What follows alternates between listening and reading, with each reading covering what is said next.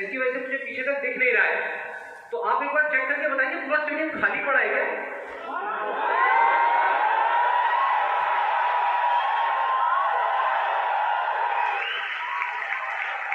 तो एक बार दोबारा ट्राई करते हैं थोड़ी और एनर्जी के साथ में। Good morning everybody.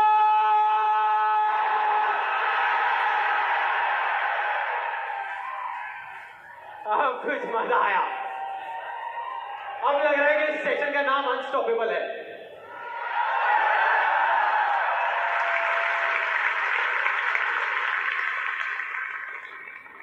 ओके, अब बात करते हैं मेरी। मैं इतना एक्साइटेड क्यों हो रहा हूं? देखो, बहुत सिंपल है।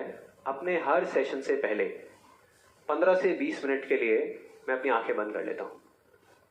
और जब माइंड पूरे तरीके से ब्लैंक हो जाता है, जब माइंड में कोई थॉट्स नहीं होते, तो अपने आप से एक क्वेश्चन करता हूं कि अगर ये दिन मेरी जिंदगी का आखिरी दिन हो और मुझे किसी तरीके से पता चल जाए कि मैं कल सुबह नहीं उठने वाला, तो मैं आज क्या करूंगा?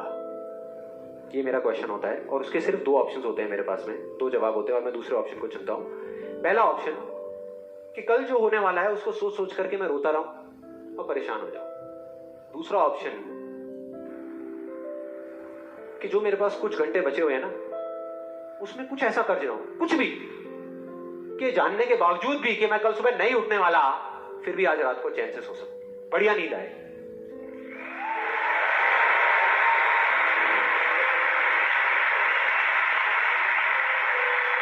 और इसीलिए आज यहां पर जो कुछ भी होने वाला है, जो कुछ भी, वो मेरे लिए सिर्फ एक सेशन नहीं है।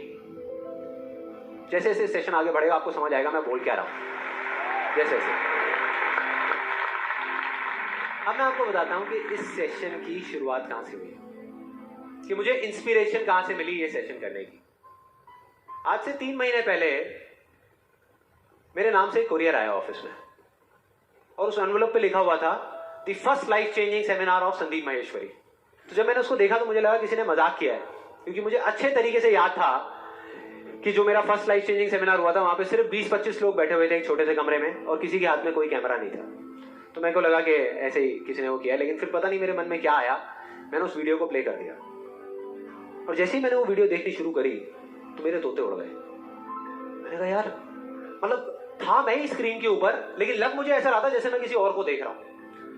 और देखता रहा। जैसे ही वो वीडियो खत्म हुई, उसी टाइम मैंने ये ठान लिया, मैंने ये डिसाइड कर लिया कि अब चाहे कुछ भी हो जाए, अपनी लाइफ के इतने बड़े फेलियर को मैं अपने तक नहीं रखने वाला, इसको शेयर करूंगा पूरी दुनिया के साथ। और आप में से कुछ लोगों को याद भी होगा, मैं अपने इस एक्सपीरियंस के बारे में पहले भी आपको बता चुका हूं कि जब मैं पुणे के एक MBA कॉलेज में गया था और वहां जाकर के ब्लैंक हो गया था। याद है? कितने लोगों को याद है? याद है। तो तब मैंने आपको बताया तो था लेकिन दिखाया नहीं था, क्योंकि मेरे पास में कुछ था ही नहीं आपको दिखाने के लिए, कोई वीडियो नहीं थी। तो आज मैं आपको दिखाने वाला हूं कि एग्जैक्टली तब क्या हुआ था।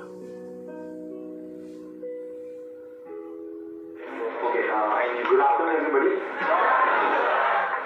Good morning, Sandeep. Don't call me sir. And just a few questions before I start off this session. The first one is, please don't look at me like this with only frowning faces, because that makes me nervous. And to be honest with you, this is the first time that I am speaking in front of so many people. And second thing is,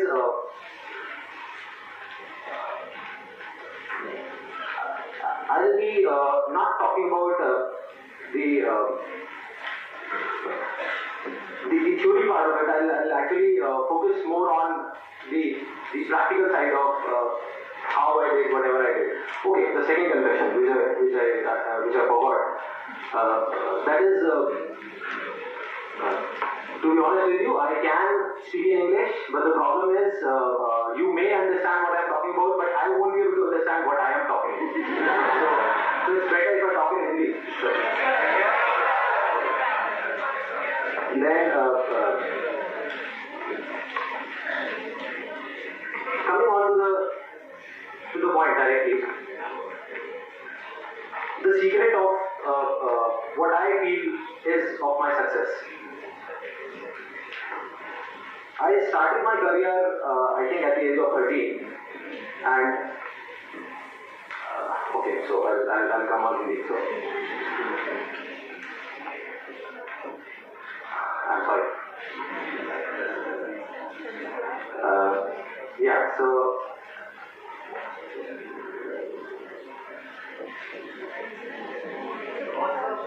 Yeah, I'll do it.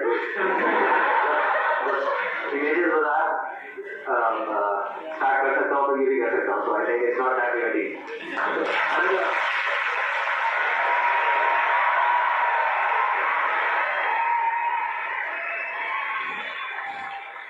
आपने देखा मेरी क्या हालत हुई थी? I think सबका यही हाल होता है जब वहाँ पे स्टेज पे जाते हैं, इतने सारे लोग सामने बैठे होते हैं, सबका यही होता है। तो जब मैंने ये वीडियो देखी तो मेरे दिमाग में सिर्फ एक ही चीज चल रही थी, सिर्फ एक, कि ऐसा क्यों हुआ कि मैं अपना इतना बड़ा मजाक उड़वाने के बाद भी बाज नहीं आया, और क्या वजह है कि मैं वहां से यहां तक आ गया। लेकिन मुझे ना इसका एग्जैक्ट जवाब नहीं मिल रहा था, मतलब मुझे समझ नहीं आ रहा था कि इसके पीछे वजह क्या है। और फिर फाइनली एक दिन वो वजह समझ आई। मैंने एक कहानी पढ़ी कहीं पर, और उस कहानी के जब मैं अंदर तक गया तो मेरे को समझ आया कि हाँ, ये वजह है। ये कहानी है दो बच्चों की जो एक गांव में रहते थे। उनमें से एक 6 साल का था और एक 10 साल का। दोनों बहुत अच्छे दोस्त थे, बिल्कुल शोले के जय और वीरू जैसे। दोनों हमेशा साथ साथ रहते, साथ साथ खेलते, साथ साथ खाते पीते, साथ साथ नहाते धोते, नहीं धोते नहीं, ये थोड़ा ज्यादा हो गया। तो एक दिन वो दोनों गांव से थोड़ा दूर निकल गए और खेलते खेलते उनमें से जो बड़ा बच्चा था 10 साल वाला, वो एक कुएं में गिर गया और जोर जोर से चीखने चिल्लाने लग गया, क्योंकि उसको तैरना नहीं आता था। अब जो दूसरा बच्चा था, छोटा सा 6 साल का, उसने अपने आसपास में देखा और उसको कोई नजर नहीं आया, उसको कोई नहीं दिखा जिसको कि वो बुला सके हेल्प के लिए। और फिर उसकी नजर पड़ी एक बाल्टी पे जिसपे एक रस्सी बंधी हुई थी। उसने एक सेकंड भी वेस्ट नहीं किया, उस बाल्टी को उठा करके कुएं में फेंक दिया और अपने दोस्त को बोला कि पकड़ ले इसको। उसके दोस्त ने पकड़ा और वो अपनी पूरी ताकत लगा करके पागलों की तरह उसको खींचने लगा। खींचता रहा, अपनी पूरी जान लगा दी उसने। छोटे से बच्चे थे, 6 साल के, और 10 साल के बच्चे ने उस बाल्टी को पकड़ा हुआ था। खींचता रहा और तब तक नहीं रुका जब तक उसने अपने दोस्त को बचा नहीं लिया, जब तक वो बाहर नहीं आ गया। अब यहां तक तो ठीक था, यहां तक तो ये कहानी समझ आती है। लेकिन हुआ क्या कि जैसे ही ये दो बच्चे जब दोनों एक हो गए, जब बाहर आए और आकर के गले मिल रहे, रो रहे और खुश हो रहे, एक तरफ से उनको डर भी लग रहा था। डर था कि अब गांव जाएंगे तो बहुत पिटाई होगी जब उनको बताएंगे कि ऐसे हम कुएं में गिर गए और ये सब चीजें हुई।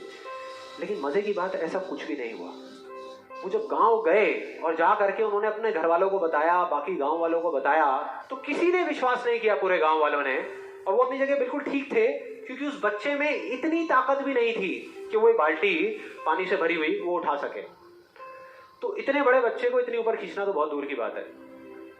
लेकिन एक आदमी था उस गांव में, उसने विश्वास कर लिया। उनको सब रहीम चाचा कहते थे, उस गांव के सबसे समझदार बुजुर्गों में से एक। और सबको लगा कि यार ये कभी झूठ नहीं बोलते, अगर ये कह रहे हैं तो जरूर कोई ना कोई बात होगी, कोई ना कोई वजह होगी जिस वजह से ऐसा कह रहे हैं। और फिर सारे गांव वाले इकट्ठे होकर के उनके पास में गए और जाकर के बोले कि देखो जी, हमें तो कुछ समझ आ नहीं रहा, आप ही बता दो कि ऐसा कैसे हो सकता है। तो उनको हंसी आ गई।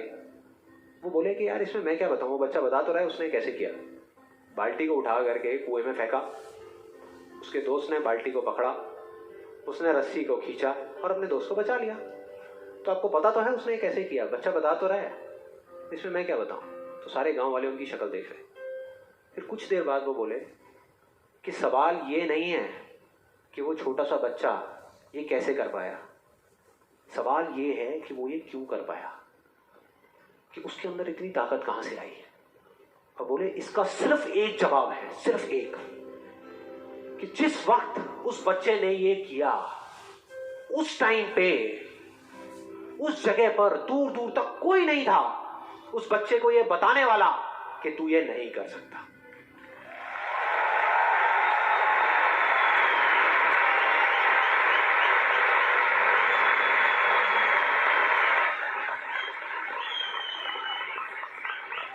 बोले कोई नहीं था, कोई नहीं, यहां तक कि वो खुद भी नहीं। वो खुद भी नहीं।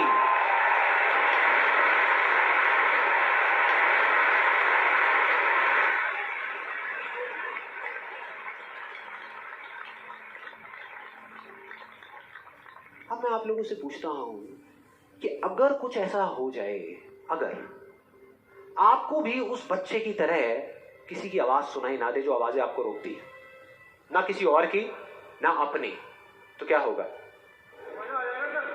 मजा आ जाएगा। अरे उस बच्चे की तरह आपको भी कोई नहीं रोक पाएगा। You will be unstoppable. Yes और नो? यस और नो? यस और नो? थियोरेटिकली तो ये बात बहुत अच्छी लग रही है सुनने में, लेकिन अगर हम प्रैक्टिकली देखें तो सिर्फ यस बोलने से काम नहीं चलने वाला। ये आप सबको भी पता है और मुझे भी पता है। ये जो अनस्टॉपेबल बनने वाला काम है, उसके लिए क्या करना पड़ेगा? 2 दीवारें तोड़नी पड़ेगी।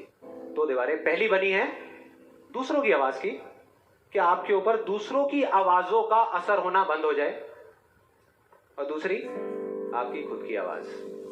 ये ज्यादा बड़ी दीवार है।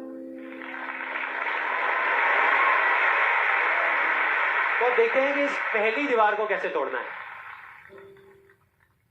उस कहानी में उस बच्चे के आसपास में कोई नहीं था उसको रोकने वाला। लेकिन क्या रियल लाइफ में ऐसा होता है? यस और नो? नो। क्या होता है कि हम एक काम करने की सोचते हैं, करना शुरू भी नहीं करते, सिर्फ सोचते हैं कि हमको ये काम करना है, और सामने से 4 लोग आ जाते हैं रोकने के लिए। 4 लोग आ जाते हैं तरह तरह की बातें करने के लिए कि ये नहीं हो सकता। अरे बड़ा इम्प्रैक्टिकल सा आइडिया है। जब कोई नहीं कर पाए तो तू क्या करेगा? होता है ऐसा? कितने लोगों के साथ ऐसा हुआ है? सबके साथ हुआ है और होता रहता है। और मेरे साथ तो पता नहीं कितनी बार हुआ है। किसी के साथ कुछ ज्यादा ही हुआ है लगता है। लगता है उनको राह चलते भी, मेट्रो में भी कोई मिलता है, अबे तू नहीं कर पाएगा चल।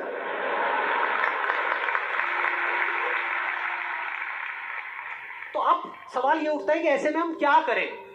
ऐसे में जो ऐसी बातें आपको बोल रहे हैं, ना तो आप उनका मुंह बंद कर सकते हो, ना अपने कान बंद कर सकते हो, क्योंकि वो लोग कोई राह चलते लोग नहीं होते, वो आपके अपने होते हैं।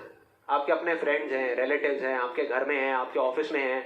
तो मैं आपको ये नहीं बोल सकता कि आप क्या करो ऐसी सिचुएशन में, लेकिन मैं ये बता सकता हूं कि मैं क्या करता था। जैसे ही कोई बोलता था मेरे को, या आज भी अगर बोलता है कि ये नहीं हो सकता या तू ये नहीं कर सकता, तो मैं ना चुप रहता हूं, ना उनसे लड़ता हूं। मैं सिर्फ एक वर्ड में उनसे एक सिंपल सा क्वेश्चन पूछता हूं, एक वर्ड में।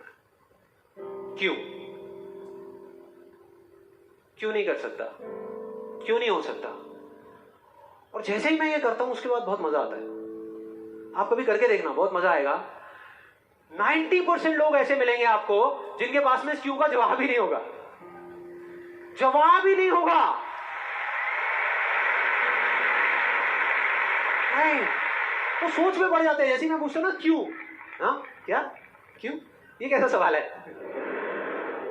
तो ये है वो 90% लोग जिनके पास में कोई जवाब ही नहीं होता, या होता भी है तो वो इतना फनी होता है कि आप चाह करके भी अपने आप को हंसने से नहीं रोक पाओगे।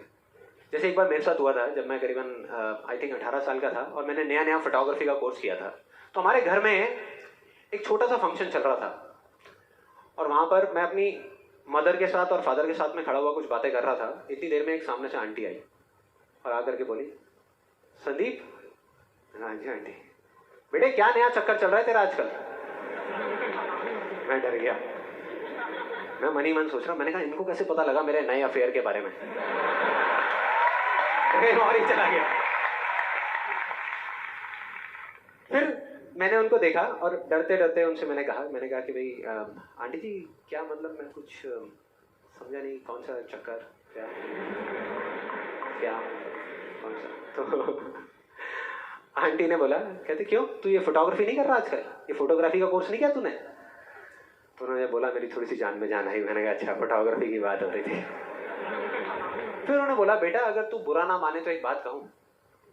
मैंने कहा नहीं आंटी बोलिए ना। बेटे मेरी अगर तू माने ना, तो ये जो तू फोटोग्राफी के चक्करों में पड़ा है ना, ये सब बेकार की चीजें हैं। इससे अच्छा ये है कि तू कोई और ढंग का काम कर ले या अपनी पढ़ाई लिखाई में ध्यान दे। मैंने वही किया जो मैं हमेशा करता था। मैंने कहा क्यों आंटी जी, आपको ऐसा क्यों लगता है? कि मेरा फोटोग्राफी में कुछ नहीं हो सकता, ये फोटोग्राफी बेकार की चीज़ क्यों है? तो उन्होंने जवाब दिया कि मेरी बहन का बेटा भी गया था बॉम्बे यही सब करने के लिए जो तू कर रहा है, और उसको 4 साल हो गए धक्के खा रहा है, उसका कुछ नहीं हुआ अभी तक। मैंने फिर सुना, फिर मैंने दोबारा से वही क्यों को ले आकर के चिपका दिया। मैंने उनसे पूछा लेकिन आंटी मेरे को कुछ समझ नहीं आया कि अगर वो कुछ नहीं कर पाया तो मैं कुछ क्यों नहीं कर पाऊंगा? सीधा सा क्वेश्चन है यार।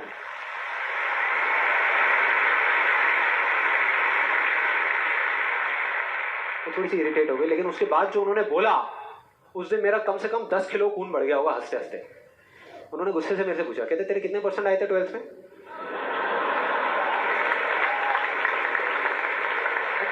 मतलब फोटोग्राफी से इसका कोई कनेक्शन नहीं है दूर दूर तक, लेकिन उनका ये सवाल था कितने % आए थे तेरे 12th में? मैंने कहा जी 85% आए थे। तो उन्होंने एक अजीब सा एक्सप्रेशन दिया, मेरे को ऐसे देखा जैसे कि मेरे से बड़ा बेवकूफ इस पूरी दुनिया में कोई नहीं है, और बोली उसके 92% आए थे।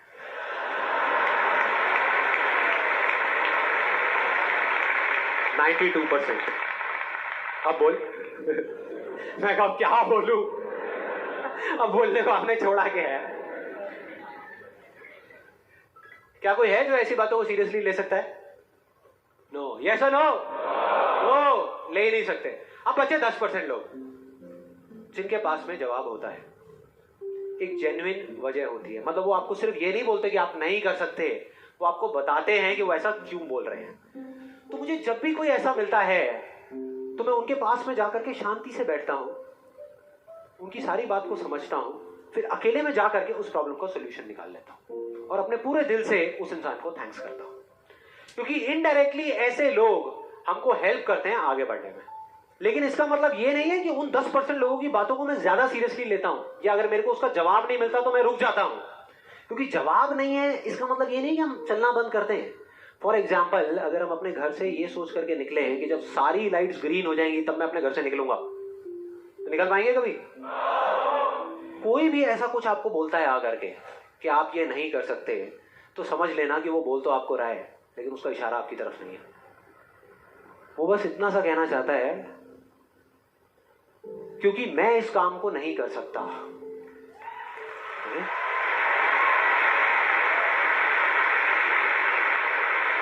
वो बस इतना सा कहना चाहता है क्योंकि मैं इस काम को नहीं कर सकता, या मुझे नहीं पता कि इस काम को कैसे करना है, इसलिए मुझे लगता है कि इस पूरी दुनिया में कोई भी नहीं कर सकता।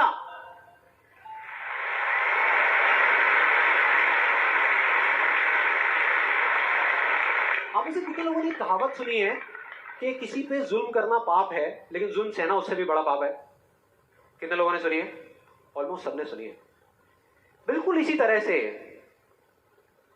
तरह से कोई इंसान अगर जिंदगी में कुछ करना चाहता है ना, या कुछ बनना चाहता है, तो उसको जा करके ये बोलना कि तू ये नहीं कर सकता, उसकी हिम्मत को तोड़ना, उसकी उम्मीद को तोड़ना एक बहुत बड़ा पाप है। क्योंकि कई बार कुछ लोगों के पास में सिर्फ एक उम्मीद होती है और कुछ भी नहीं, लेकिन वहीं दूसरी तरफ किसी को इतना हक देना कि वो आ करके आपके सामने खड़ा हो जाए और आपको कुछ भी बोलता रहे, आपकी उम्मीद को तोड़ दे, आपकी हिम्मत को तोड़ दे, और आप चुपचाप खड़े खड़े उसको देखते रहो, कुछ भी ना कहो, कुछ भी ना करो, ये उससे भी बड़ा पाप है।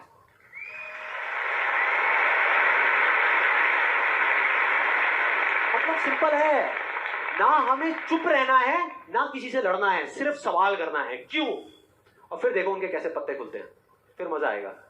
और जिस दिन आप लोगों को भी मेरी तरह ये बात समझ आ जाएगी ना, उस दिन आपके ऊपर ऐसी बातों का असर होना बंद हो जाएगा। मतलब कि उस दिन ये जो पहली दीवार है जिसकी मैंने बात करी थी, वो अपने आप ही टूट जाएगी। उसके बाद इस पूरी दुनिया में किसी में दम नहीं होगा कि वो आपको आगे बढ़ने से रोक सके, सिवाय एक इंसान के। कोई बताएगा कौन है वो? आप खुद। एग्जैक्टली, आप खुद। और यही है वो दूसरी दीवार, यही है वो दूसरी दीवार जो पहली वाली से कई गुना बड़ी है, आज से बहुत साल पहले मैंने कहानी सुनी थी जिसका एक बहुत बड़ा इंपैक्ट हुआ था मेरी लाइफ में। ये कहानी है एक ऑफिस की और उसके एम्प्लॉइज की। एक बार एक ऑफिस में जितने भी एम्प्लॉइज सुबह सुबह जब ऑफिस आते हैं अपने अपने कैबिन में, तो उनकी डेस्क के ऊपर एक लेटर पड़ा होता है, एक लेटर रखा हुआ होता है, और उस लेटर में लिखा था कि वो इंसान, इस कंपनी का वो एम्प्लॉय जिसकी वजह से आपकी प्रमोशन नहीं हो रही थी या जिसकी वजह से आप आगे नहीं बढ़ पा रहे थे, उसकी डेथ हो गई, वो मर गया। और अब अगर आप आखिरी बार उस एम्प्लॉय की शक्ल देखना चाहते हैं तो ये एड्रेस है, यहां पर अगले 1 घंटे में पहुंच जाइए। जैसे ही उस एड्रेस पे गए तो वहां पर एक कॉफिन पड़ा हुआ था। कॉफिन होता है, उसको जब लोगों ने दूर से देखा तो एक तरफ तो सबको दुख हो रहा था, बुरा लग रहा था कि यार ये नहीं होना चाहिए था, और दूसरी तरफ से उनको थोड़ी बहुत खुशी भी हो रही थी कि चलो अच्छा है, मेरी रास्ते का जो सबसे बड़ा पत्थर था वो हट गया। लेकिन फिर एक एक करके जैसे ही वो लोग उस कॉफिन के पास गए और जा करके उन्होंने उस एम्प्लॉय की शक्ल देखी उस कॉफिन के अंदर, तो उन्हें खुद पे शर्म आने लगी, क्योंकि उस कॉफिन में कोई नहीं था, सिर्फ एक शीशा था, एक मिरर था जिसमें उनकी खुद की शक्ल दिख रही थी।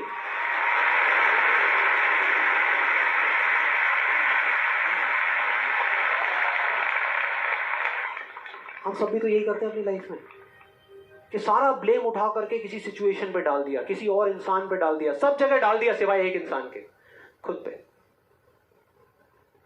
यहां पर कितने लोग इस बात को मानते हैं जो मैंने अभी अभी कही कि आपके रास्ते का सबसे बड़ा पत्थर और कोई नहीं, आप खुद ही हो?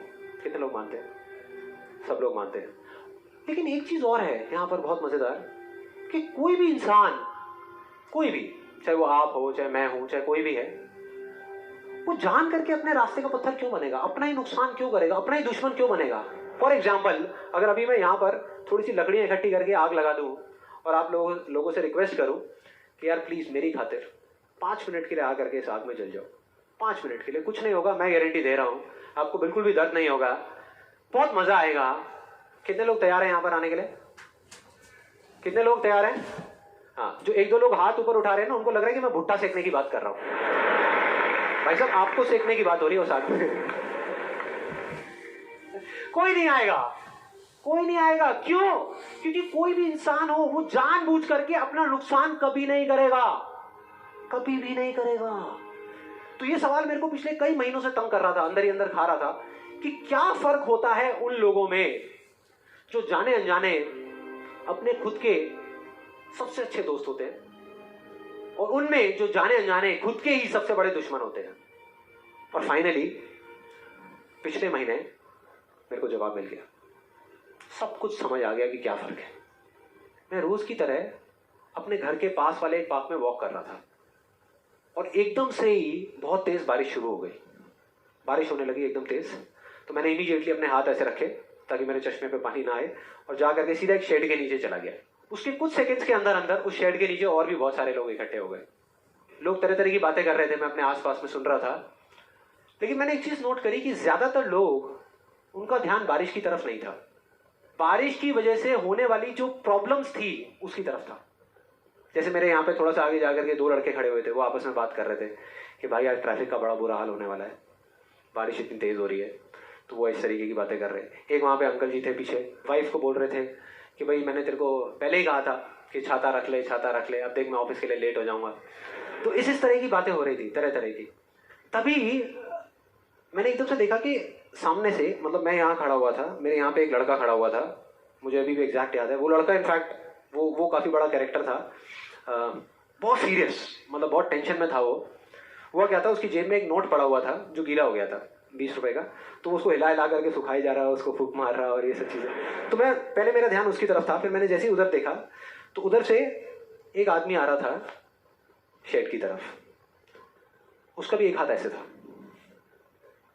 लेकिन दूसरे हाथ से उसने अपनी बच्ची का हाथ पकड़ा हुआ था, छोटी सी बच्ची, 4-5 साल की, बड़ी प्यारी बच्ची। फर्क ये था कि उस बच्ची का हाथ ऐसे नहीं था, उसका हाथ ऐसे था, ऐसे। और वो बच्ची बड़ी प्यारी प्यारी हरकतें कर रही थी। मैंने देखा वहां से, ऐसे उसका हाथ था, बार बार उस पर पानी की बूंदें गिर रही, वो इकट्ठा कर रही और पी रही, इकट्ठा कर रही और पी रही, इकट्ठा कर रही और पी रही। तो जैसे ही वो शेड के पास आए, मैं थोड़ा सा साइड हो गया। तो इधर वो मेरे नोट सुखाने की मशीन थी, इधर मैं सोच रहा था अपने भी नोट निकाल के दे दो भाई, ये भी सुखा दे।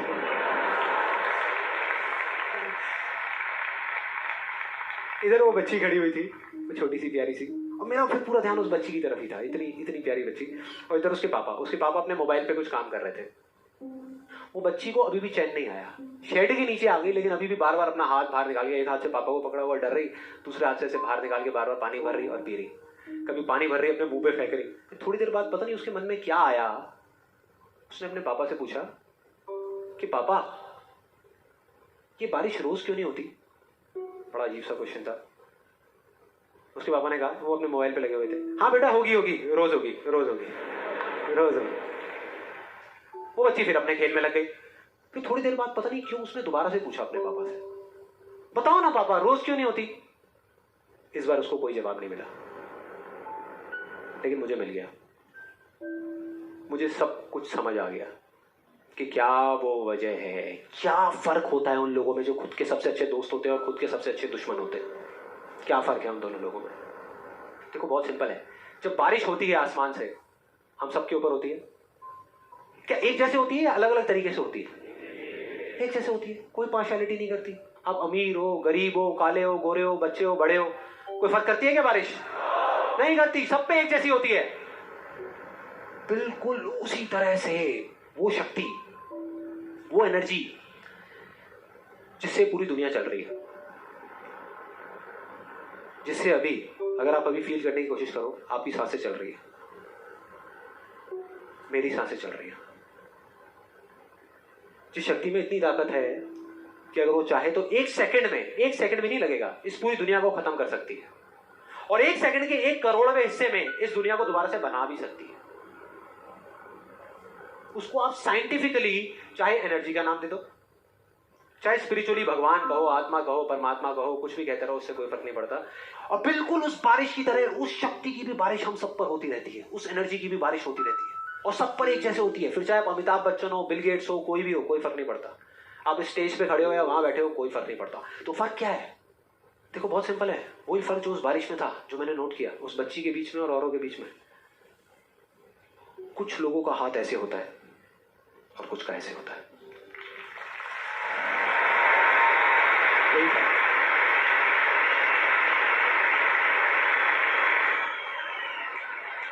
जिनका ऐसे होता है वो बारिश उन पर होती तो है, लेकिन छू करके बह जाती है, चली जाती है, उनके अंदर तक नहीं जा पाती, अपना काम नहीं कर पाती। लेकिन जिनका ऐसे होता है वो उसको पी लेते हैं, उनके अंदर चली जाती है, और उसके बाद में जो काम करती है वो एनर्जी करती है, नाम इंसान का हो जाता है।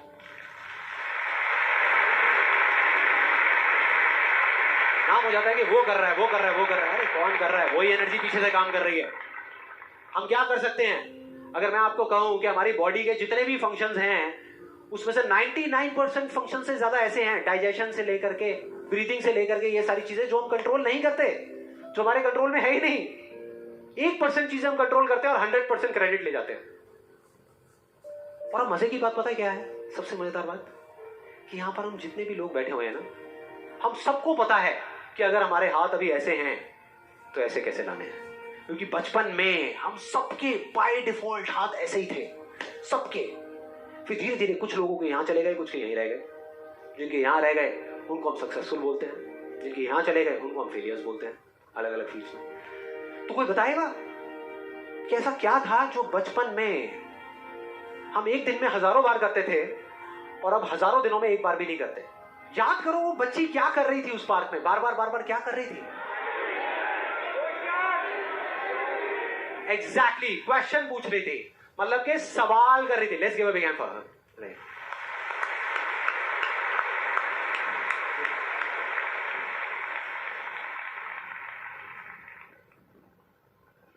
सवाल, ऐसा क्यों होता है? हम ऐसा क्यों करते हैं? बताओ ना पापा, हम ऐसा क्यों करते हैं? कोई जवाब नहीं मिला, हमने सवाल पूछने बंद कर दिए। आज हमारे पास में टाइम ही नहीं है कि एक दिन में कुछ सेकंड्स के लिए रुक करके हम अपने आप से पूछें कि भाई जो मैं कर रहा हूं वो कर क्यों रहा हूं? पता ही नहीं है, ध्यान ही नहीं है उस तरफ। और जब तक उस तरफ ध्यान नहीं होगा कुछ नहीं होगा। और सिर्फ उस पर विश्वास मत करो जो मैं बोल रहा हूं, हिस्ट्री को उठा करके देख लो। कोई भी इंसान किसी भी फील्ड में अगर सक्सेसफुल हुआ है तो उसमें और बाकी लोगों में क्या फर्क था? क्या वो दूसरों से ज्यादा इंटेलिजेंट था? क्या उनके पास दूसरों से ज्यादा जवाब होते हैं? यस और नो? नो। उनके पास में दूसरों से ज्यादा अच्छे सवाल होते हैं। हर चीज में एक ही सवाल कि अगर ये दुनिया ऐसी है तो ऐसी क्यों है, और क्यों मैं इस दुनिया को बदल नहीं सकता? अगर पूरी दुनिया मुझे ये कहती है, मेरे घर वाले मुझे कहते हैं कि मेरी तो किस्मत ही खराब है, मेरी हाथ की लकीरों में ही कमी है, तो क्यों मैं अपनी हाथ की लकीरों को नहीं बदल सकता? हर चीज में एक ही सवाल।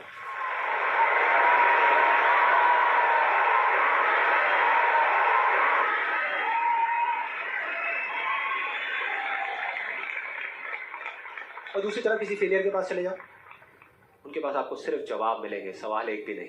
सिर्फ एक्सक्यूजेस मिलेंगे, सिर्फ बहाने मिलेंगे, बस। सवाल पूछ ही नहीं रहे तो जवाब मिलेगा कहां से?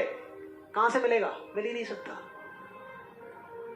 तो मैं क्या कह रहा हूं कि लाइफ में आप जो कुछ भी कर रहे हो, जो भी, उससे कोई फर्क नहीं पड़ता, लेकिन अगर आपके पास में इस क्यों का बिल्कुल क्लियर जवाब है तो उस काम को आप पूरे विश्वास के साथ कर रहे हो। और अगर इस क्यों का जवाब ही नहीं है तो आप सिर्फ उस काम को अंधविश्वास पे कर रहे हो, जो आज नहीं तो कल टूटेगा ही टूटेगा। फॉर एग्जाम्पल, मैं आपको एक रियल लाइफ एग्जाम्पल से बताता हूं। क्या कभी आप लोगों के साथ ऐसा कुछ हुआ है कि घर में कोई बड़ा सा फंक्शन चल रहा हो, जैसे किसी की शादी हो रही हो, और वहां पे कोई रिलेटिव बीमार हो गया? हुआ है? कितने लोगों के साथ हुआ है ऐसा? हुआ है। तो ऐसे में क्या होता है? क्या होता है? जैसे ही किसी की तबीयत खराब होती है तो बाकी लोग क्या करते हैं? डॉक्टर बन जाते हैं, अपनी अपनी राय देते हैं आकर के। मेरी फैमिली में भी एग्जैक्टली बिल्कुल ऐसा ही हुआ था। मेरी एक कजन सिस्टर की शादी थी और मेरे एक अंकल आए हुए थे अब्रॉड से। उनकी तबीयत खराब हो गई, उनको बुखार हो गया, और जैसे ही एक एक करके सब लोगों को पता लगा तो सब लोग आए और आ करके अपने अपने आइडियाज देने लगे। एक आंटी जी आई, काढ़ा बना करके, अपना अदरक का, तुलसी का, शहद का वो काढ़ा बना करके, बेटा ये पी लो, 2 घंटे में ठीक हो जाओगे, बुखार अभी उतर जाएगा, बहुत पुराना नुस्खा है। उसके बाद में एक अंकल आए, बड़े फनी, वो आ करके उन्होंने ऐसे उनके सर पे हाथ रखा, गर्म हो रहे हैं। फिर उन्होंने कहा कुछ नहीं है, इनको ठंडी बर्फ की पट्टियां कर दो, अभी सारा बुखार उतर जाएगा। ऐसे सब तरह तरह के लोग आ रहे थे, तरह तरह के, और अपने अपने आइडियाज दे रहे थे। सबको पूरा विश्वास था कि ये करने से वो ठीक हो जाएंगे, उनका बुखार उतर जाएगा। लेकिन इसका बिल्कुल उल्टा हुआ। अगले दिन सुबह उनका बुखार कम होने की बजाय और बढ़ गया, तेज हो गया। और अब ऐसे में बड़ा मजा आता है कि जो लोग जितना ज्यादा कॉन्फिडेंट थे ना अपने नुस्खे को लेकर के, वो उतना ही पीछे हट गए। उनका जवाब था कि भाई मैं तो कल ही कह रही थी कि डॉक्टर को बुला लो, किसी ने मेरी सुनी नहीं। डॉक्टर आया, वहां पे आकर के उसने पूरा चेकअप किया, कुछ टेस्ट बताए, शाम तक रिपोर्ट्स आई और पता लगा कि उनको मलेरिया था। डॉक्टर को जैसे ही पता लगा उसने कुछ दवाई दी और अगले कुछ दिनों में वो बिल्कुल ठीक हो गए। तो क्या फर्क था डॉक्टर में और बाकी लोगों में?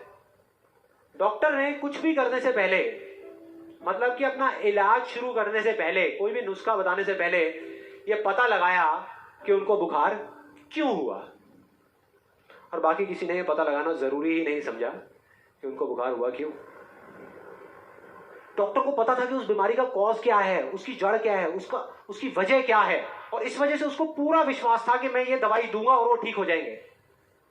बाकी सब जो कह रहे थे कि हमको विश्वास है, उनको सिर्फ अंधविश्वास था कि वो ठीक हो जाएंगे, वो विश्वास नहीं था।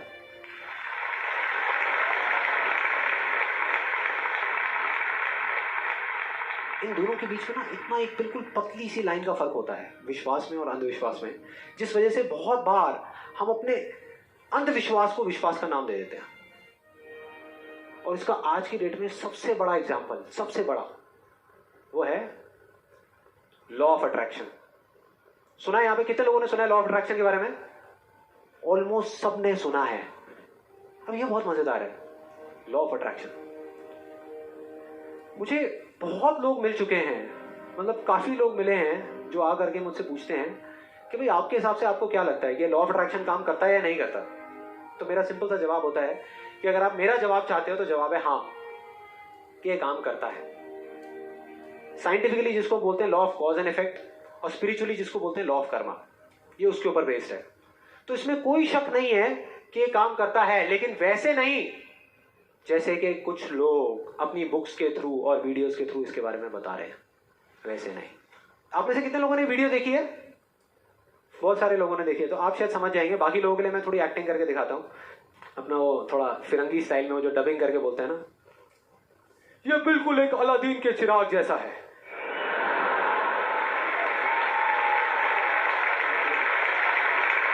मुझे ऐसा लगता है किसी चमत्कारी बाबा की बात हो रही है, वो आशीर्वाद रखेंगे और काम हो जाएगा 1 सेकंड में। बिल्कुल ऐसा लग रहा है सुनने में। ये बिल्कुल एक अलादीन के चिराग जैसा है, आपको सिर्फ हुक्म देना है कि आप क्या चाहते हैं। आपको बंगला चाहिए, आपको गाड़ी चाहिए, आपको पैसा चाहिए, आपको सिर्फ बताना है कि आपको क्या चाहिए। फिर देखिए क्या होगा, ये प्रकृति आपके सुर से सुर मिलाएगी, ताल से ताल मिलाएगी।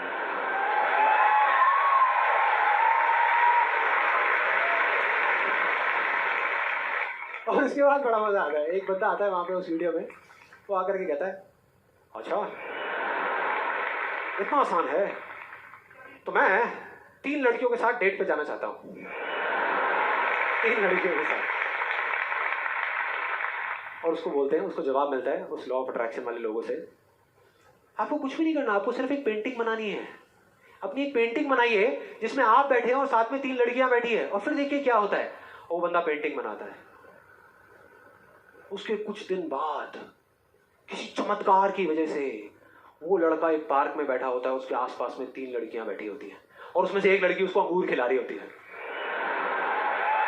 भाई क्या है ये? क्या है ये? अगर मजाक नहीं है तो आप में से कितने लोगों ने ये ट्राई किया? मैं लॉ ऑफ अट्रैक्शन की बात कर रहा हूं, 3 लड़कियों के साथ डेट पे जाने की बात नहीं कर रहा हूं। ऐसे पता नहीं कितने एग्जाम्पल्स हैं उस बुक में, उस वीडियोस में। एक सबसे फनी एग्जाम्पल जो बहुत लोग ट्राई कर रहे हैं, आई एम श्योर यहाँ पे भी बहुत लोगों ने ट्राई किया होगा, कार पार्किंग का। उसमें एक आदमी बोलता है, मैं जब अपने घर से निकलता हूं तो मैं सोचता हूं कि वो गाड़ी की जो पार्किंग है वो मेरे लिए खाली पड़ी होगी, और मैं जैसे ही जाता हूं वो पार्किंग मेरे लिए खाली पड़ी होती है, और मैं जा करके अपनी गाड़ी लगा देता हूं। क्या कमाल है यार। देखो कई बार मुझे 1-2 मिनट वेट भी करना पड़ता है, लेकिन फिर वो जगह अपने आप मेरे लिए खाली हो जाती है। मैं क्या करता हूं, मैं सिर्फ सोचता हूं वो जगह मेरे लिए खाली। कमाल है यार। हाँ, बढ़िया लग रहा है ना, सुनने में अच्छा लगता है। ये सारी बातें सबको अच्छी लगती है, किसको नहीं लगेगी? सच बताओ, मुझे भी अच्छी लगेगी सुनने में। पूरी किसको लगेगी कि सोचना शुरू कर दो और गाड़ियों की पार्किंग मिलनी शुरू हो जाएगी। ये आई एम श्योर बहुत लोगों ने ट्राई किया होगा। कितने लोगों ने ट्राई किया है? आपके हिसाब से काम करता है ये? अच्छा, एक सवाल है, हमेशा करता है या कभी कभी करता है? कभी कभी करता है। लेकिन फिर वो एक लॉ कैसे हुआ? लॉ उसे कहते हैं जो एक ही कंडीशन में अगर सेम कॉज हो तो उसका सेम इफेक्ट आना चाहिए, उसको लॉ कहते हैं। सिंपल है। अगर कंडीशन सेम है, आप एक ही जमीन पे 2 बीज बोओगे आम के, तो दोनों आम के पेड़ ही बनेंगे, एक एप्पल का पेड़ नहीं बन सकता। सीधा सा फंडा है। तो इसका मतलब कहीं ना कहीं कुछ कंफ्यूजन है, कुछ गड़बड़ है। तो मैं एक बहुत बड़ा यहाँ पर एक कमिटमेंट करने वाला हूँ, एक बहुत बड़ा चैलेंज करने वाला हूँ इन वीडियोस के अंदर। मेरा ओपन चैलेंज है उन लोगों को जिन्होंने ये बुक लिखी है और जिन्होंने वीडियोस बनाई है, क्योंकि उनसे ज्यादा कौन जानता है इस लॉ के बारे में। वो जानते हैं कि वो क्या कह रहे हैं, वो समझते हैं कि वो क्या कह रहे हैं। तो मेरा ओपन चैलेंज है कि हम एक शर्त लगाते हैं, इस दुनिया में कहीं पर भी एक पार्किंग लॉट चूज करेंगे जो थोड़ा सा बिजी रहता हो, और वहां पर वो एक स्पॉट आइडेंटिफाई करेंगे, पार्किंग का स्पॉट, और अपने लॉ ऑफ अट्रैक्शन की पूरी पावर लगाएंगे। लगा सकते हैं, क्या दिक्कत है? सोचना ही तो है। सोचते रहेंगे, फील करते रहेंगे, मेरे को जगह मिलेगी मिलेगी मिलेगी। करो। जिस दिन उनको वो जगह मिल गई, मेरा एक कमिटमेंट है और मैं ये ओपन चैलेंज कर रहा हूं, उनको मैं 1 लाख रुपए दूंगा। और जिस दिन नहीं मिली, उन्हें मुझे सिर्फ 10,000 रुपए देने हैं। सिर्फ 10,000, मतलब 1 का 10। कुछ लोगों का दिमाग चलना शुरू हो गया, अबे ये बढ़िया यार, मैं जा रहा हूं, मैं आ रहा हूं इस चैलेंज के लिए। कितने लोगों को लगता है कि वो आएंगे, इस चैलेंज को एक्सेप्ट करेंगे? कितने लोगों को लगता है नहीं आएंगे? वो नहीं आएंगे, वो आ ही नहीं सकते, क्योंकि उन्हें भी पता है कि सच क्या है और झूठ क्या है। वो सब अच्छे तरीके से इस बात को जानते हैं, क्योंकि मैं जिस लॉ के बेसिस पे बात कर रहा हूं, मैं कोई थियोरेटिकल कॉन्सेप्चुअल बात नहीं कर रहा। मैं बात कर रहा हूं लॉ ऑफ प्रोबेबिलिटी के बेस पे, जिसके बेस पे दुनिया के सारे कैसीनोस चल रहे हैं। एक बिजी पार्किंग है 100 गाड़ियों की, उनको उस स्पॉट पे पार्किंग मिलने की प्रोबेबिलिटी क्या है? 1:100 एग्जैक्टली, 1%। उनको नहीं मिलने की क्या है? 99:100। मतलब यहां पर एक बहुत बड़ा मैसेज है। जरूरी नहीं है जो बातें सुनने में अच्छी लग रही है वो एक्चुअल में अच्छी हो। यहां किसी ने बैंक लोन लिया हुआ है? किसी ने कोई बैंक लोन लिया हुआ है? हाँ, तो जो आपने बैंक लोन लिया हुआ है, आपकी मंथली EMI जाती होंगी बैंक को, इंस्टॉलमेंट जाती होंगी, जाती हैं। तो अब मैं आपको 2 ऑप्शंस देने वाला हूं, 2 ऑप्शंस। आप बताना आपको सुनने में कौन सा ऑप्शन ज्यादा अच्छा लग रहा है। पहला ऑप्शन कि आप जो काम कर रहे हो उसको पूरा दिल से करो, दिन रात करो, खूब काम करके जो आप पैसा कमाते हो उससे वो इंस्टॉलमेंट्स पे कर दो। दूसरा ऑप्शन है कि आपको ये सोचना है कि बैंक अपना जो लोन है वो माफ कर देगा और अपना पैसा वापस मांगना बंद कर देगा, और रातों रात कहीं से आपके कोई दूर के अंकल आपको 25-25 हजार रुपए महीने के चेक भेजना शुरू कर देंगे। कौन सा ऑप्शन ज्यादा अच्छा लग रहा है सुनने में, पहला या दूसरा? दूसरा। यही वजह है, इसी वजह से ये सब हो रहा है। वो जो झूठ बोल रहे हैं ना, उनकी कोई गलती नहीं है। वो ही बोल रहे हैं जो लोग सुनना चाहते हैं, और वो नहीं जो सच है, क्योंकि सच बहुत कम लोग सुनना चाहते हैं। इस वजह से सारी चीजें हो रही हैं।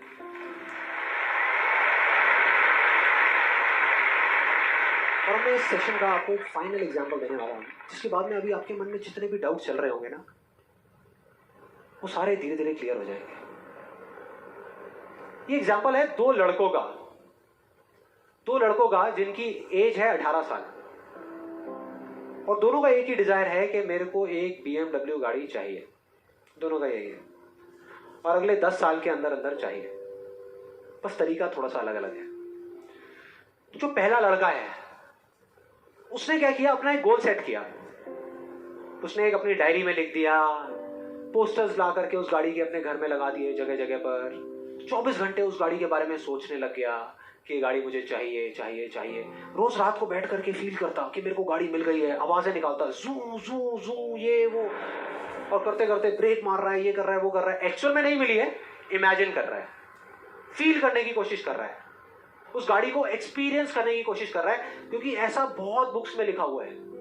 लॉ ऑफ अट्रैक्शन में भी यही बताया गया है। यस और नो? अब इसको करने से क्या हो रहा था? पहले उसकी सिर्फ एक विश थी, एक चाह थी कि हाँ मेरे को ये गाड़ी मिल जाए, नहीं भी मिले तो कोई फर्क नहीं पड़ता। लेकिन अब उसका वो बर्निंग डिजायर बन गया। अब उसको गाड़ी हर हालत में चाहिए ही चाहिए अगले 10 साल में। अब आप में से कुछ लोग सोच रहे हो कि आप में से कितने लोगों ने मेरा इल्यूजन टू रियलिटी वाला सेशन देखा है? आप सोच रहे हो कि यार आपने इल्यूजन टू रियलिटी में भी तो यही बात करी है, और आप खुद ही उसके अगेंस्ट बोल रहे हो। लग रहा है कुछ लोगों को लग रहा है ऐसा? लग रहा है? देखो, मैंने क्या कहा था आपको अभी थोड़ी देर पहले कि विश्वास और अंधविश्वास में सिर्फ एक पतली सी लाइन का फर्क होता है, इधर कुछ और इधर कुछ और।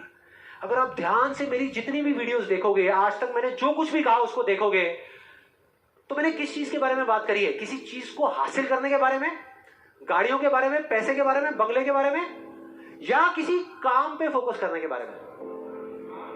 काम पे फोकस करने के बारे में, चीज के बारे में नहीं। मतलब इस टेक्निक में कोई कमी नहीं है। इस टेक्निक को यूज जो लोग कर रहे हैं 90% वो गलत तरीके से कर रहे हैं, जिस वजह से प्रॉब्लम्स क्रिएट हो रही है। अब दूसरे लड़के की बात करते हैं, उसमें और इसमें क्या फर्क था। दूसरा जो लड़का था उसका भी डिजायर था कि मुझे ये गाड़ी चाहिए। बस एक छोटा सा फर्क था, उसने एक सवाल पूछ लिया अपने आप से।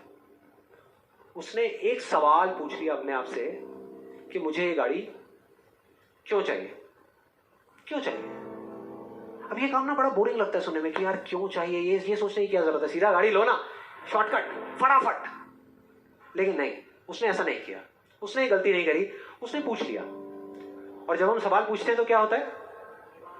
जवाब मिलता है, जवाब मिलता है। और उसको मिल गया।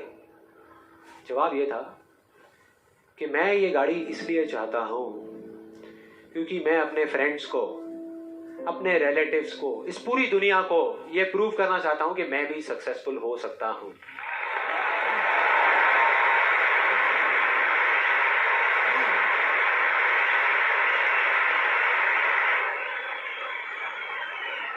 तो उसको जवाब मिल गया कि मैं ये इसलिए चाहता हूं क्योंकि मैं प्रूव करना चाहता हूं। फिर उसने दोबारा सवाल किया कि क्यों, मैं क्यों अपने आसपास वालों को, इस पूरी दुनिया को ये प्रूव करना चाहता हूं, क्यों करना चाहता हूं? और फिर उसको एक जवाब मिला, क्योंकि मेरे आसपास में जितने भी लोग हैं वो सब यही कर रहे हैं। उसने एक आखिरी सवाल पूछा और जब उसका जवाब मिला ना तो वो हिल गया, उसके सारे फंडे क्लियर हो गए। वो सवाल था कि सब ऐसा क्यों कर रहे हैं, और उसको जवाब मिला, सब ऐसा इसलिए कर रहे हैं क्योंकि सब ऐसा ही कर रहे हैं। बस उसको समझ आ गया कि एक रेस लगी हुई है जहां पर सब भाग रहे हैं, कोई तेज भाग रहा है, कोई धीरे भाग रहा है, लेकिन किसी को पता ही नहीं है कि वो भाग क्यों रहे हैं। और जैसे ही उसको ये समझ आया, उसको ये जवाब मिला, तो उसको ये तो नहीं पता था कि मैं अब क्या करने वाला हूं, लेकिन उसको ये समझ आ गया कि मुझे क्या नहीं करना। उसने डिसाइड कर लिया उसी टाइम, उसी मोमेंट में ये डिसाइड कर लिया कि मुझे नहीं बनना इस रैट रेस का हिस्सा, मुझे नहीं प्रूव करना किसी को कुछ भी, मुझे नहीं चाहिए कोई गाड़ी वाड़ी। अब मैं वो करूंगा जो मेरा दिल कहता है, जो मेरे अंदर की आवाज है। बाढ़ में गई दुनिया। और जैसे ही उसको ये अंदर से उसकी आवाज आई कि मुझे ये चीज करनी है, तो वो जवाब उसके अंदर से ही निकल करके आ गया। और उसको जवाब मिला कि 3 साल पहले वो सबसे ज्यादा क्लोज इस पूरी दुनिया में अपने फादर के था, अपने पापा के, और दोनों का रिलेशन एक बाप बेटे का कम और एक दोस्त का ज्यादा था। उसके पापा की एक छोटी सी हैंडीक्राफ्ट की दुकान थी दिल्ली में, और वो क्या करते थे, छोटे छोटे गांव में जाते और जा करके वहां के कारीगरों से कुछ सामान लेकर के आते और अपनी दुकान में बेचते। ये उनका काम था। एक बार वो एक गांव में जा रहे थे तो उनका बेटा भी उनके साथ चला गया। ये लड़का उनके साथ चला गया क्योंकि उसकी छुट्टियां चल रही थी, और दोनों उस गांव में एक ढाबे पे बैठ करके, शाम का टाइम था, खाना खा रहे थे। खाते खाते एकदम से उसके फादर के यहाँ पे दर्द उठा, लेफ्ट साइड में दर्द होना शुरू हो गया, और उस लड़के ने 1 सेकंड भी नहीं लगाया, फटाफट से अपने फादर को लेकर के एक पास के हॉस्पिटल में चला गया। वहां जाकर के जो डॉक्टर्स थे उस गांव के हॉस्पिटल के, उन्होंने कहा कि आप इनको जल्दी से जल्दी किसी बड़े हॉस्पिटल में ले जाओ, टाइम नहीं है। लेकिन वो बड़ा हॉस्पिटल उस गांव से 3 घंटे की दूरी पे था। और जब वो वहां पहुंचा और उसके फादर को इमरजेंसी वार्ड में लेकर के गए, तब तक सब ठीक था। लेकिन उसके 10 मिनट बाद डॉक्टर्स आए और आकर के उन्होंने बोला, वी आर सॉरी, अगर आप 15 मिनट पहले आ जाते तो हम कुछ कर सकते थे। 15 मिनट पहले। अब जैसे ही इस लड़के के साथ ये हुआ था तो बिल्कुल सुन्न हो गया था, मुंह से एक वर्ड बाहर नहीं आ रहा था, उसको समझ ही नहीं आ रहा था कि मैं क्या बोलूं, क्या सोचूं। उसने ऐसा कुछ सोचा ही नहीं था, एकदम से हो गया, एकदम से हो गया। और उसके काफी देर बाद जाकर के, उसके 5-10 मिनट बाद जाकर के उसके अंदर से एक चीख निकली थी, एक अजीब सी बात निकली थी जो उसको उस टाइम पे नहीं समझ आई थी कि ये बड़े डॉक्टर्स बड़े शहरों के बड़े हॉस्पिटल्स में ही क्यों होते हैं, छोटे छोटे गांव में क्यों नहीं होते।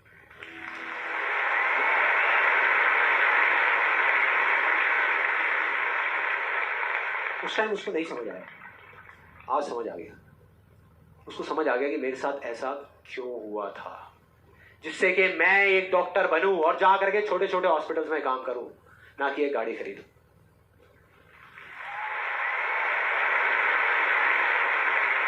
और इस एक सवाल ने, एक वर्ड के सवाल ने, क्यों ने, उसकी पूरी पूरी लाइफ का डायरेक्शन ही चेंज कर दिया।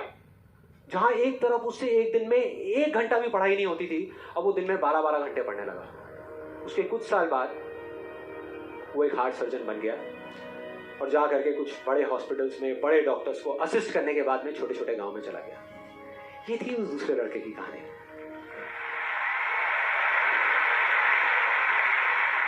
10 साल हो गए हैं, तब दोनों 18 साल के थे, आज दोनों 28 साल के हो चुके हैं। लेकिन क्या दोनों की लाइफ में थोड़ा बहुत फर्क होगा? एक बार देखते हैं एग्जैक्टली कि क्या फर्क होगा। जो पहला लड़का था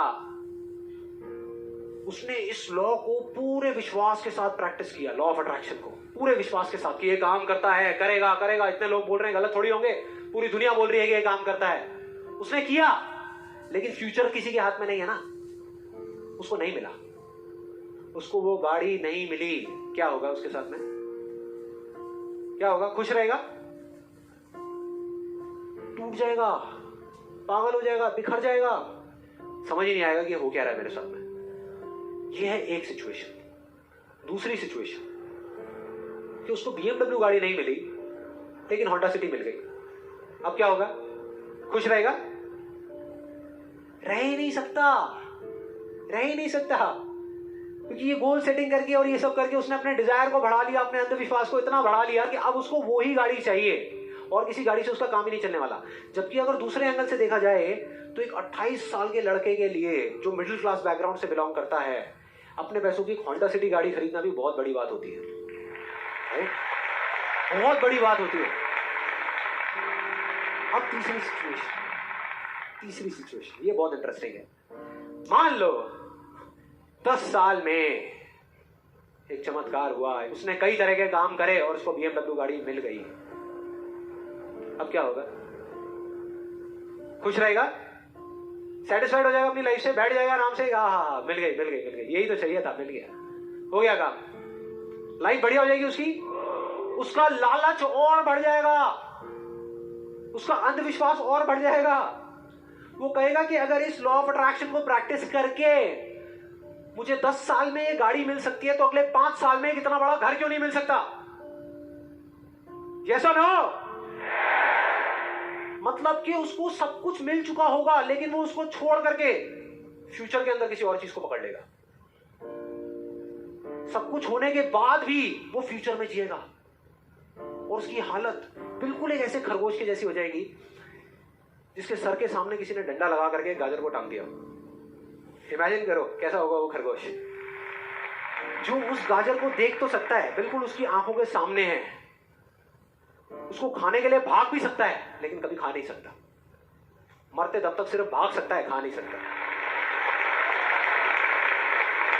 क्योंकि उसकी जो खुशी है उस काम में नहीं है जो वो काम कर रहा है, किसी चीज में है, बाहर है, उसके अंदर नहीं है। अब देखते हैं दूसरे लड़के को। ये बहुत इंटरेस्टिंग है कि इस दूसरे लड़के का क्या होगा।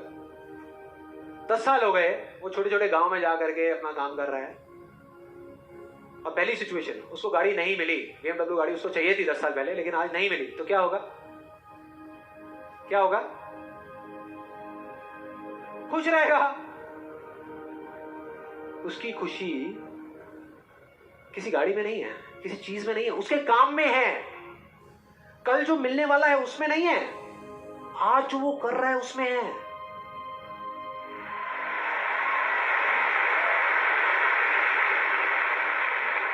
दूसरी सिचुएशन, उसको BMW नहीं मिली, होंडा सिटी मिल गई, तो क्या होगा?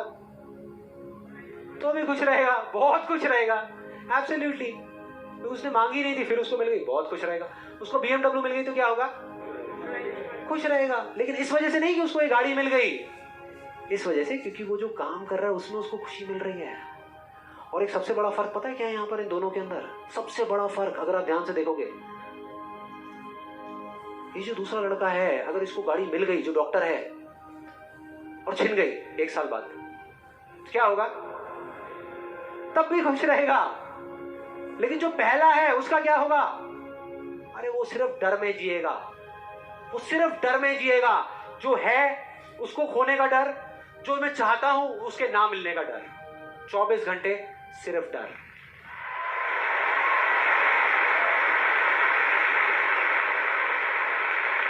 डर ही डर, सब कुछ होगा उसके पास पहले, सिर्फ अंदर से डरा हुआ होगा, यार कोई मेरी गाड़ी ले ना ले, अरे कोई इस पे स्क्रैच ना मार दे।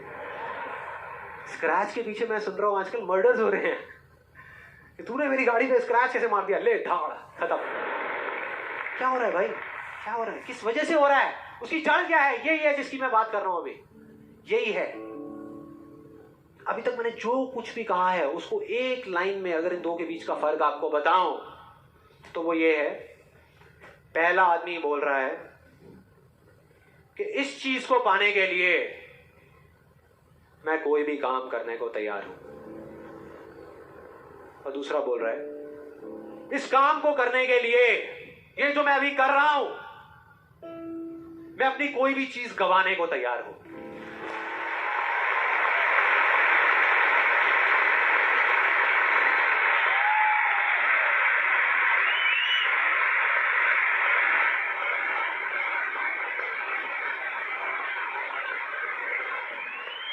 एक की जिंदगी का मकसद है, जो पहला है पाना, हासिल करना, उस चीज पे कब्जा करना किसी भी तरीके से, बस वो चीज मेरे हाथ में आ जाए। फिर चाहे इसके लिए उसको धर्म के रास्ते पे चलना पड़े या अधर्म के, वो चलेगा। उसको सही काम करना पड़े या गलत करना पड़े, वो करेगा। लेकिन दूसरा, उसके लिए अपने अंदर की आवाज को सुन करके, अपने अंदर की मतलब कि अपने दिल की आवाज को सुन करके किया गया कर्म ही इस दुनिया का सबसे बड़ा धर्म है।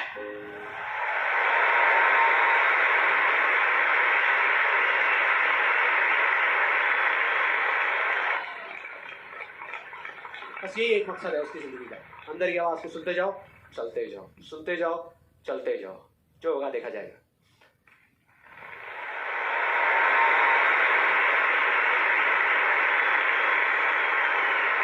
और इस गलत फहमी में मत रहना कि जो पहला है उसको दूसरे से ज्यादा मिलेगा, ये सोचना भी मत।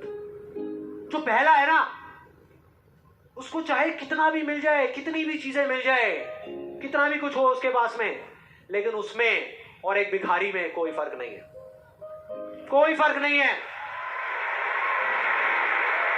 दोनों का सिर्फ एक काम है, मांगना, मांगना।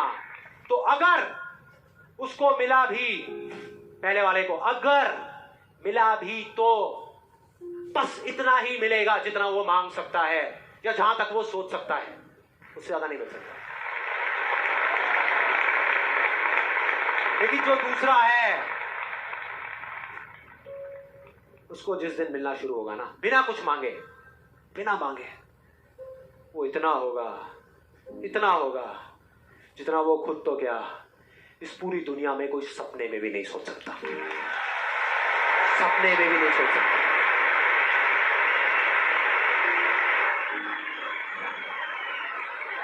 और इसका जो मैं आपको बोल रहा हूं, एक जीता जागता एग्जाम्पल आपके सामने खड़ा है।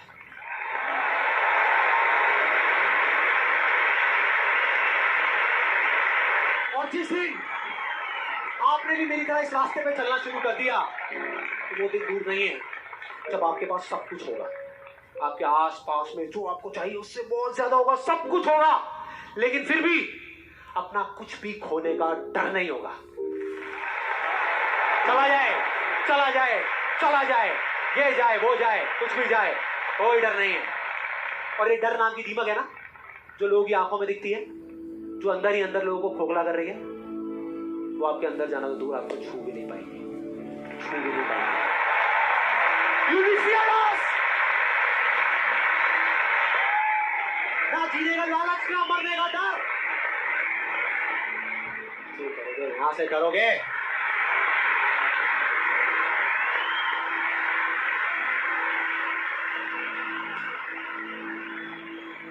और फिर चाहे आपके रास्ते में एक मुश्किल आए या हजार आए, कोई फर्क नहीं पड़ता। चाहे एक आदमी आकर के आपको रोकने की कोशिश करे या 1 लाख लोग आकर के आपके सामने खड़े हो जाएं, अरे आपको रोकना तो दूर, किसी में इतना दम भी नहीं होगा कि वो आपको हिला भी सके।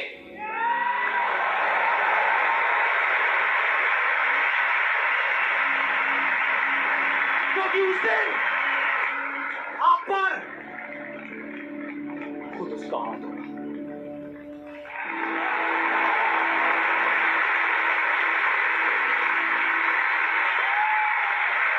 और फिर अगर आप चाहोगे भी ना, चाहोगे तो भी अपने आप को आगे बढ़ने से नहीं रोक पाओगे।